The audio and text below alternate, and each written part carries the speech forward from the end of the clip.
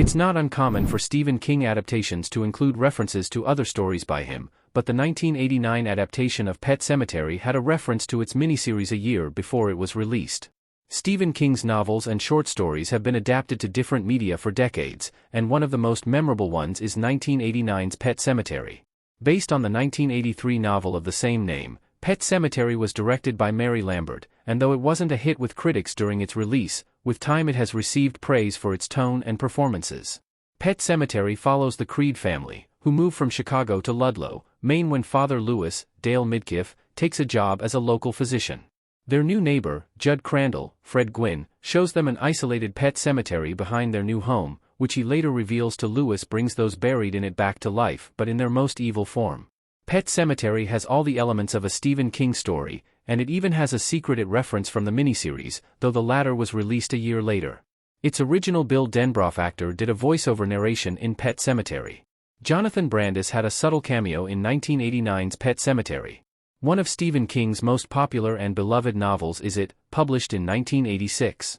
The success of it led to its adaptation into a miniseries in 1990, with Tim Curry famously playing the terrifying villain Pennywise the Dancing Clown.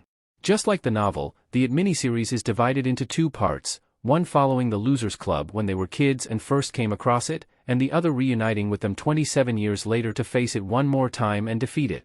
Leading the losers was Bill Denbrough, whose younger brother, Georgie, became one of Pennywise's victims.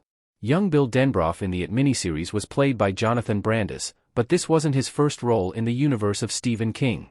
A year before confronting Pennywise in Derry, Brandis was part of Pet Sematary, though in a subtle way. In one scene, there's a voiceover narration of different kids as they read pet epitaphs in the title Cemetery, and one of those voices is Brandis.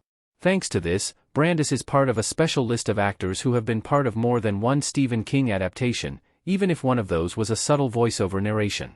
Pet Sematary's 2019 remake also had an It reference. Pet Sematary's remake continued a Stephen King tradition. Pet Sematary 2019. In 2019, Pet Sematary joined the remakes trend. Directed by Kevin Kolsch and Dennis Widmeyer, the Pet Sematary remake was also based on King's novel, but it made some controversial changes that ended up affecting its critical reception.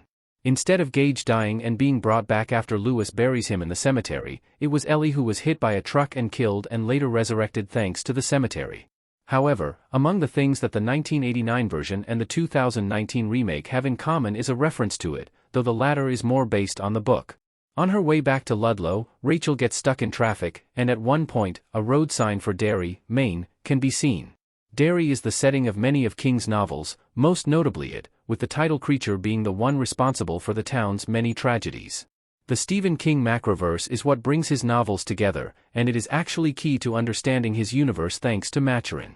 With that in mind, it's not surprising that Pet Sematary would have references to it, but the one linked to Jonathan Brandis is a lot more special.